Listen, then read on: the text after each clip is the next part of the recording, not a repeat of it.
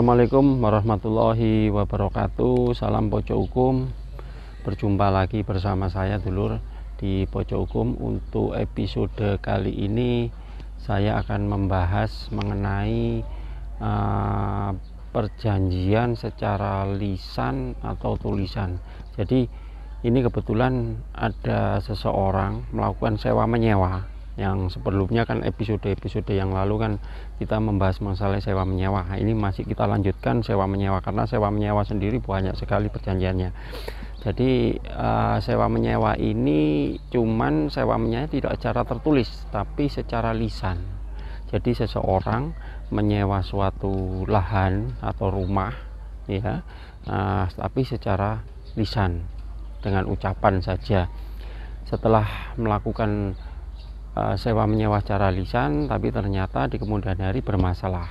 Anda penasaran? Dulur penasaran? Sebelumnya like, comment, share, dan subscribe. Salam Pojok Hukum.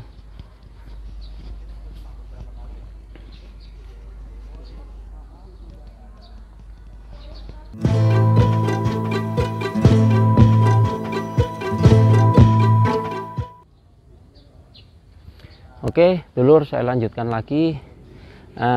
Seperti saya janjikan awal tadi ya, jadi perjanjian ini secara lisan atau omongan, cara omongan. Jadi seseorang menyewa suatu lahan, suatu rumah, suatu gedung, tapi secara omongan saja, secara lisan saja. Sedangkan di kemudian hari ternyata si yang menyewakan ini dia ada keperluan dengan keluarganya, atau mungkin mau dijual karena dia butuh uang atau dan lain sebagainya, saya tidak ngerti. Terus setelah itu dia akan mengambil atau meminta lagi lahan atau rumah atau gedung atau toko tadi yang disewa, yang telah disewa. Ya, bagaimana dasar hukum atau mungkin akibat hukum yang ditimbulkan, dan juga permasalahan-permasalahan hukum yang akan kita bahas untuk episode di Pojok Hukum. Tetap dulur ya, stay tune, tetap Anda simak episode ini, karena mungkin permasalahan ini banyak terjadi di masyarakat. Untuk itu dulur simak penjelasannya. Jadi dasarnya adalah kesepakatan. Semuanya itu ada kesepakatan. Kenapa saya katakan kesepakat? Karena sudah ada sepakat. Biasanya kalau sepakat itu sudah ada persetujuan sebelumnya. Dari situ akhirnya timbul suatu perjanjian. Kalau salah satu pihak mengalami suatu persengketaan atau suatu semacam ingkar janji dari perjanjian tadi, ya dinamakan bahan prestasi. Ya, tetap yang awal-awal tadi 1320 KUH Perdata untuk dasar hukumnya. Tapi sekarang saya episode kemarin saya mengatakan bahwa perjanjian ini ada dua jenis. Jadi perjanjian secara lisan maupun perjanjian secara tertulis. Sekarang saya bahas tentang perjanjian secara lisan.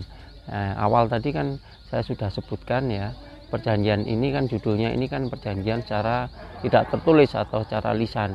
Biasanya kalau tidak tertulis secara lisan ini repot juga ya, karena makanya saya wanti-wanti kepada semuanya, kepada subscriber, mungkin ada pencinta Pojok Hukum, pemirsa Pojok Hukum, itu tolong kalau setiap perjanjian apapun upayakan secara tertulis, baik itu secara tertulis di bawah tangan, orang-orekan materai dan lain sebagainya, diketahui oleh dua saksi, atau perjanjian secara notaris, lebih enak notaris. Jadi perjanjian itu disahkan oleh pejabat yang berwenang, itu berupa akte perjanjian, itu lebih sah lagi, lebih kuat lagi dasar hukumnya.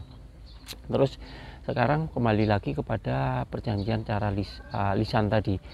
Sedangkan perjanjian lisan ini banyak kelemahannya dulu. Yang pertama, kita nggak bisa membuktikan, ya toh, dari pihak si penyewa juga nggak bisa membuktikan, dari pihak si yang menyewakan juga, yang memilih lahan juga tidak bisa membuktikan. Jadi repot juga. Dulu mesti paham masalah itu. Cuman masalah yang lebih spesifik bukan itu aja. Utamanya adalah apa? Perjanjian ini bisa diputus sewaktu-waktu. diputus sewaktu-waktu. Dalam artian bagaimana? Perjanjian itu kan harusnya kan wajibnya kan harus ada tenggang waktu. Jadi disebutkan dalam poin itu adalah waktu, tenggang waktu, waktu tertentu. Namanya aja perjanjian sewa menyewa waktu tertentu. Jadi waktu tertentu, waktu tidak tertentu. Nah, dari situ perjanjian bisa disebutkan dalam poin-poinnya waktu tidak tertentu selamanya, waktu tertentu. Wah, ini waktu tertentu. Sedangkan kalau perjanjian waktu tertentu, baik itu secara lisan maupun tertulis, disebutkan dalam poin-poin pasal-pasalnya. Selama masa sewa berapa bulan, berapa tahun, berapa hari, seperti itu kan.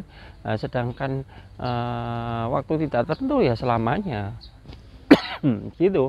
Jadi kalau secara lisan biasanya kan otomatis secara tidak langsung ini udah merujuk kepada waktu tidak tertentu, jadi tidak dibatasi waktunya, bisa selamanya, bisa kapan saja.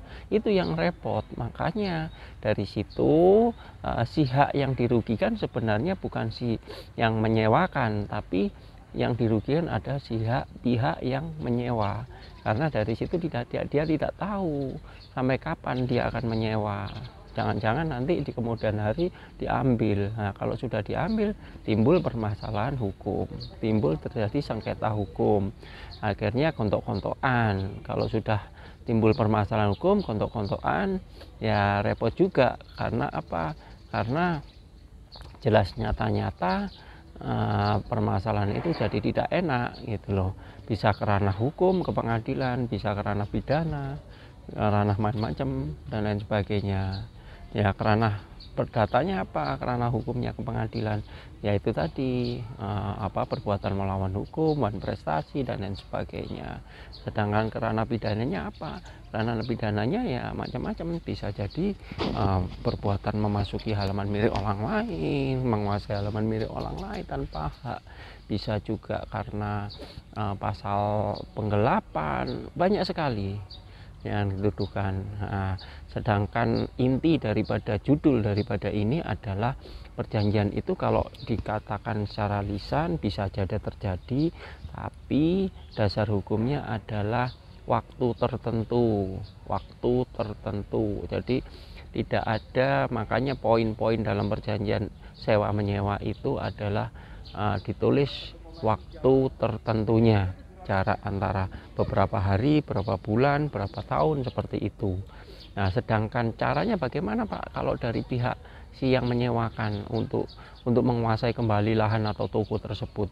Ya caranya ya otomatis diberikan peringatan, musyawarah dulu, diingatkan ini lahan, toko dan lain sebagainya itu mau saya pakai, mau saya ini, tolong saya kasih waktu selama 1 minggu untuk mengosongkan, untuk pindah atau untuk pergi dari tempat tersebut, seperti itu. Kalau seandainya tidak mau Pak, gimana? Ya kita berikan peringatan-peringatan, baik itu peringatan tertulis, kan tadi lisan sudah, peringatan tertulis. Karena apa?